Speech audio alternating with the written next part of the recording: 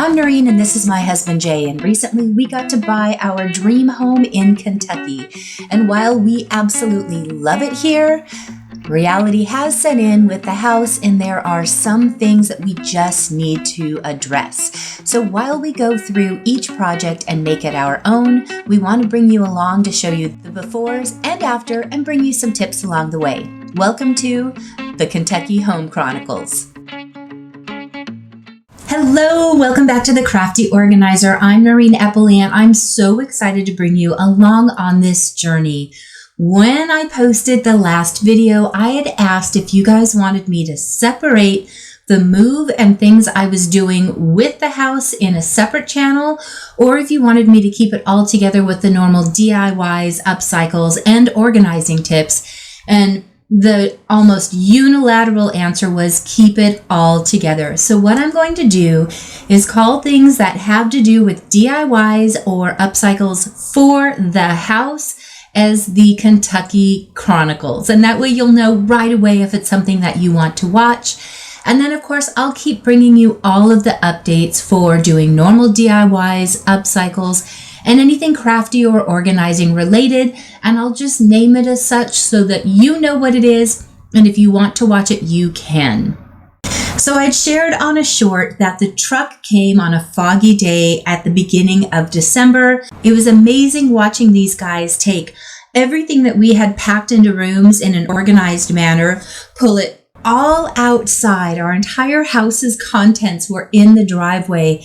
And then they methodically Tetris everything in. So something I learned, doesn't matter how organized you are and how color-coded and easily named your categories are, they shove it in whatever way will fit best, which makes sense, which also meant that my plans for unpacking were a little bit different. But it took them a few days longer to get to our home. There were a lot of storms in the middle of December, but they finally got there. It was pouring rain when they arrived, so they had to stop.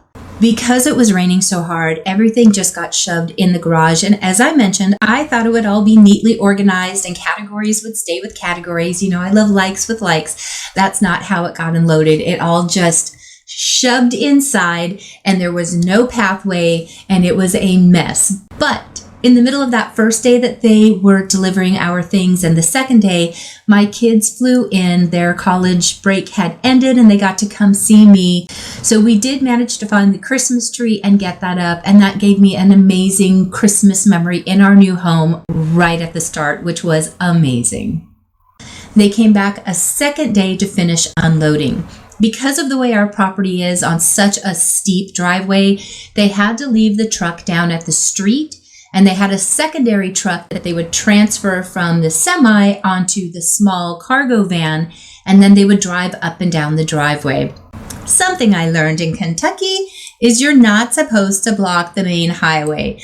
So we did get a little welcome from the police. They were very nice about it, and they even ended up helping. There was only one load left when the police arrived, and they helped the movers get things onto the cargo van so they could get the truck out of there. I tell you what, Kentucky has some of the nicest people, and I'm absolutely loving being here.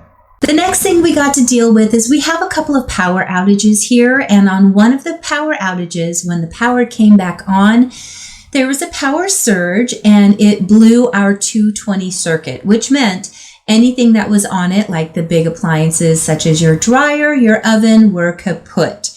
We called the local electric company and they came right out. This was a Thursday night. We called them at 8 p.m.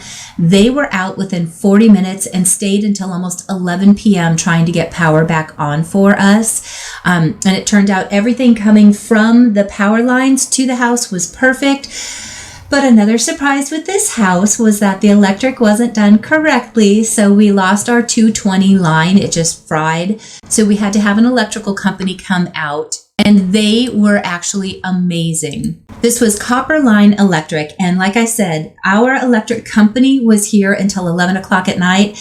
This electrician was at our door at 7 a.m. with a crew ready to rewire our 220 and get us back on. And it was pouring rain and windy and cold.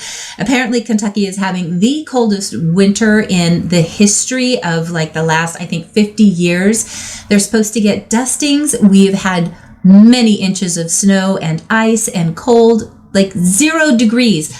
I don't even comprehend 0 degrees because I'm a California girl. So Copper Line Electric was amazing and they got things working, and we're going to have them back to finish some of the other sketchy things that are in this house with electrical so that we don't have to worry about it. We'd rather spend some money up front getting these electrical things fixed now than have to spend even more money doing repairs or, heaven forbid, something bad happened to the house. So this is becoming a money pit, but we still think that this is going to turn out to be a wonderful investment and an amazing home for us. So during the downtime of having Christmas and New Year's and a power outage and then all of this lovely snow, we've been unpacking slowly. The kitchen was the first thing to undo, and I'm not going to walk you through that yet because I have some big plans in the kitchen, but I did want to get my office set up, and I'm still in the process because I have so many electronics in here. We've got the camera, we've got the computer, I have power banks, I have lighting, I have the laser machine, the Cricut machine, the printer.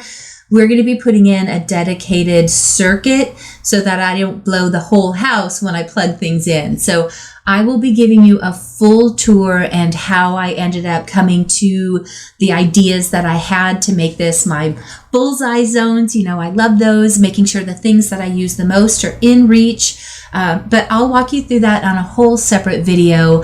But another thing I started working on was creating a little kitchen nook in our dining area. And I'm super excited about this. It's going to give us some storage, some dedicated seating. I'm going to build in so that if we have enough people coming over, I'm going to have a bench around the dining table that will just rest up against the little window seat for a larger seating area. But that's another video that I'll be working on in the future, and I'm excited to bring you along with me on that. I'm very excited to have a coffee bar again, so this will also be a video. So hopefully there's enough of these that are of interest to you that you'll hit that subscribe button and join me on these projects. There are lots of just little detail things that I want to hit and just bring up to a level of finish that will make this home feel very comfy and very loved. But that's going to take some time, and I'm excited to show you how to do these things, and the things I don't know how to do, I am excited to learn along with you. But I will still bring you all of the ideas and videos on organizing, and of course, you know I love doing DIYs and upcycles, so I do hope that you'll join me for all of those. But for the meantime, I just wanted to get on here, say Happy New Year. I am praying for all of you that are in Californias with loved ones or yourself in those wildfires. They are terrifying.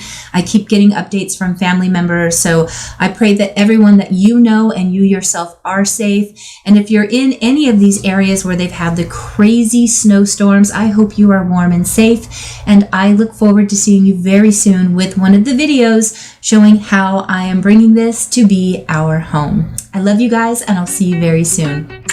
Bye.